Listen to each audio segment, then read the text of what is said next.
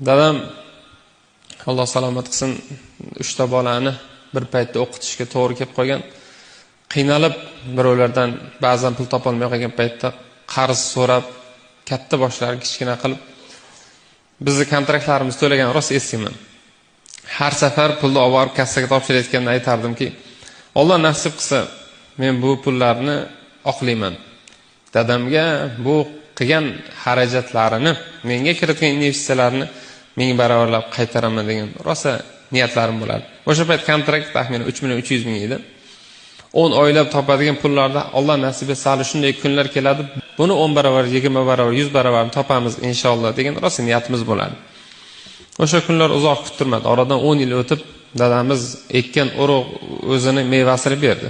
Har bir qilingan investitsiya foydasini berar ekan. Va dunyoda tikish mumkin bo'lgan eng baland rentabelligi yuqori narsa bu ta'lim.